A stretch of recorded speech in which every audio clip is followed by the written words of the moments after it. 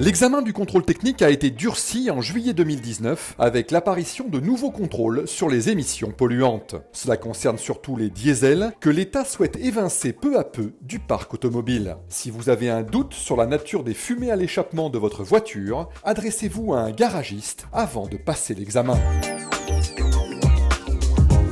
Un véhicule sur 5 doit se soumettre à une contre-visite à l'issue de son contrôle technique et elle est désormais payante de 15 à 35 € en moyenne. Il est donc conseillé de préparer sa voiture à l'examen en vérifiant 3 points qui représentent près d'un quart des motifs de contre-visite: l'état et la pression des pneumatiques, le bon fonctionnement de l'éclairage et de la signalisation, le freinage.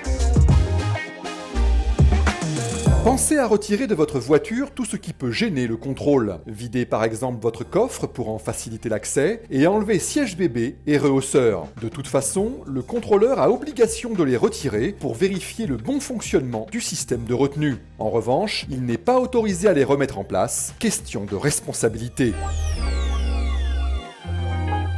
Comme lors d'une interpellation pour un grand excès de vitesse, il est possible qu'une voiture soit immobilisée lors d'un contrôle technique. Dans le cas d'une défaillance critique, comme des pneus trop usés, un pare-brise largement fêlé ou une fuite du liquide de frein, le contrôleur appose une vignette sur votre pare-brise. Vous avez 24 heures pour régler le problème. À défaut, vous ne serez plus autorisé à circuler. Le prix du contrôle technique n'étant pas encadré, chaque centre applique son tarif. Résultat, ce passage obligé peut vous coûter entre 65 et 100 € pour la même prestation. Prenez le temps de consulter les prix sur le site de la DGCCRF. La seule chose qui ne varie pas, c'est le coût de l'amende forfaitaire. En cas de contrôle technique défaillant ou absent, c'est 135 €.